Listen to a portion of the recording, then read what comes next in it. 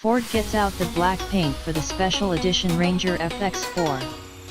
But do stickers and blacked out trim make any meaningful difference? Everyone loves a special edition.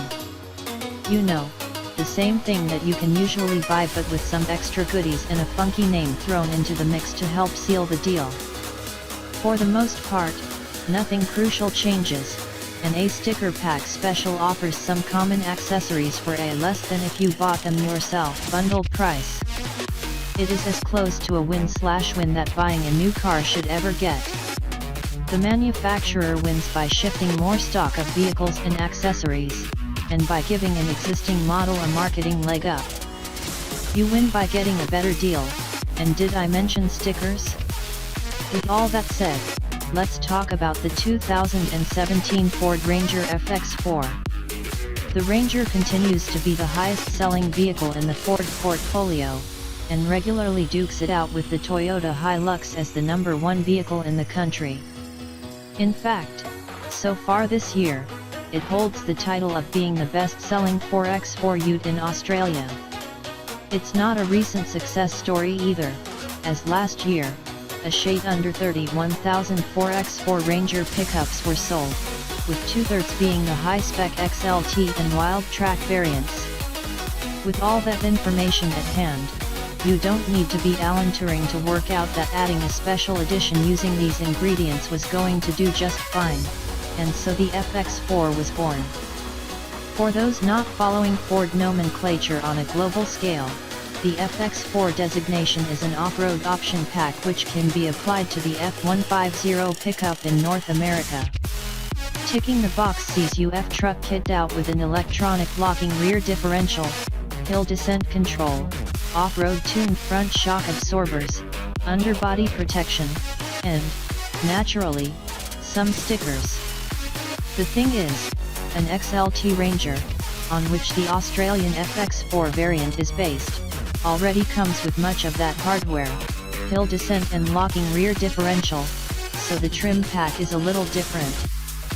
For a $3,425 premium over the XLT, the FX4 scores new 18-inch alloy wheels, black trim elements including roof rails, grille, sports bars, rear bumper, side steps and door handles, plus leather seats, and, you guessed it, some stickers.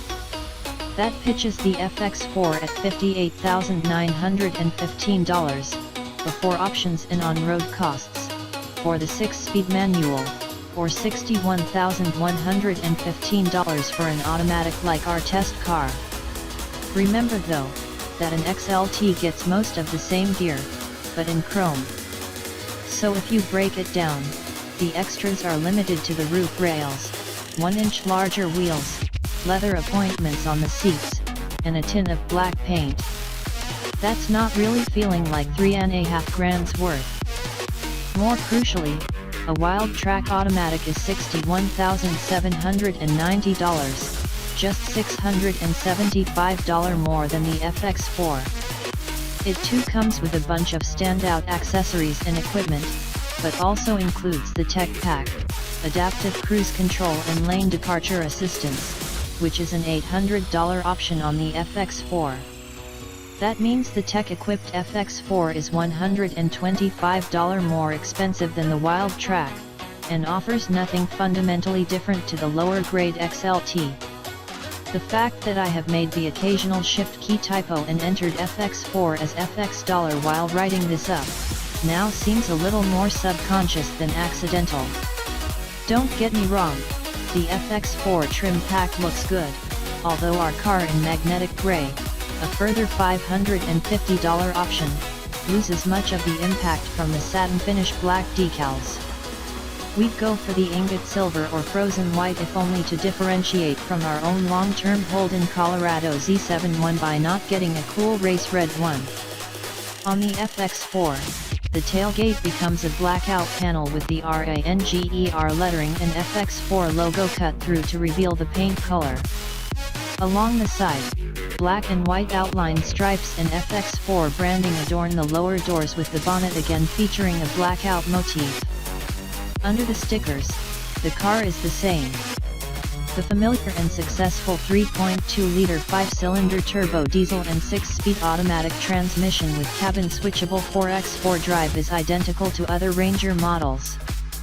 The 147 kilowatts output is good, and the 470 Nm torque band from 1750 to 2500 rpm gives plenty of towing, 3,500 kilograms brake rating, and hauling punch. Despite the larger wheels, the ride height and 800 mm weight depth remain the same.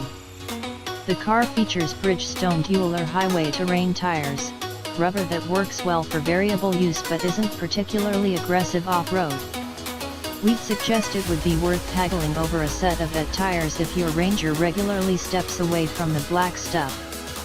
The tub, 1,549 mm long, 1,560 mm wide, comes lined and includes 6 tie points and a 12-volt accessory outlet.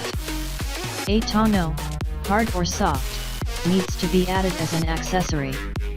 We'll assume your $60 grand sticker special isn't headed for an open-cut mine anytime soon, and so the tub size and arrangement works generally very well for most lifestyle pursuits.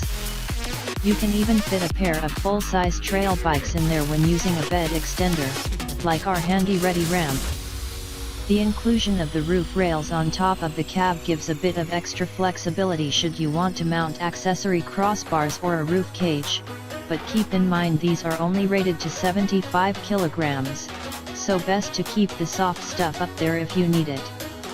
Inside, the leather-appointed seats add a little more plushness to the comfortable cabin, and make things easier to clean as well. We've said before that if backseat room is a key purchase point, then you might be better looking at the Everest 4x4 wagon, as the knee room, while good for a ute, isn't ideal for adults on longer trips.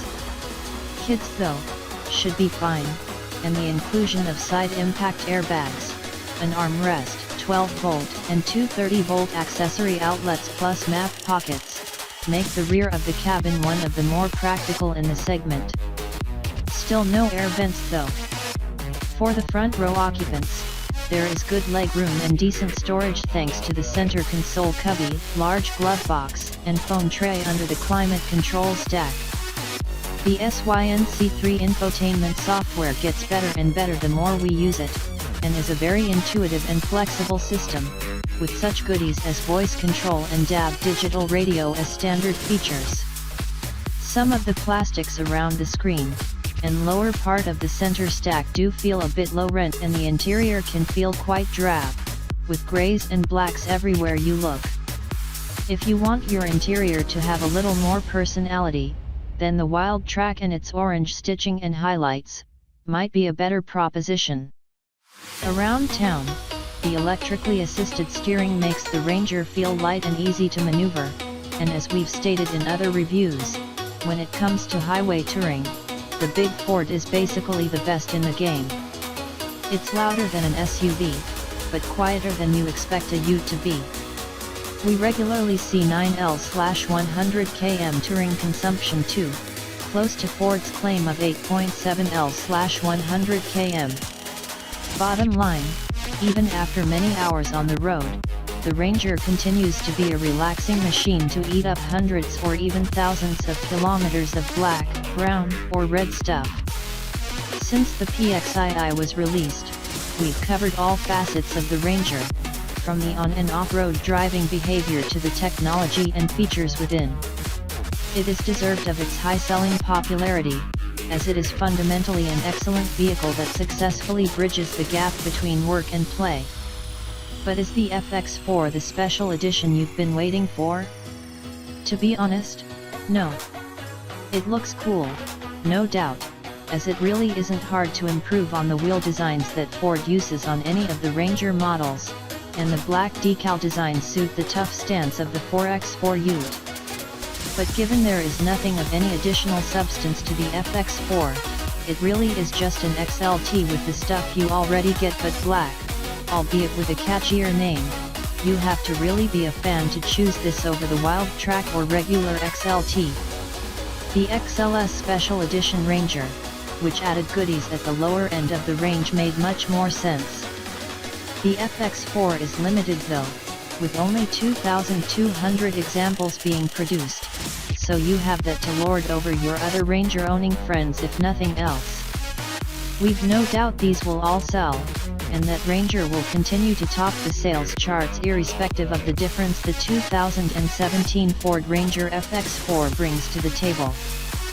For our money, we'd stick with a wild track, in black, to get the best of everything the Ranger offers and still feel that you've got on board the black pack marketing train.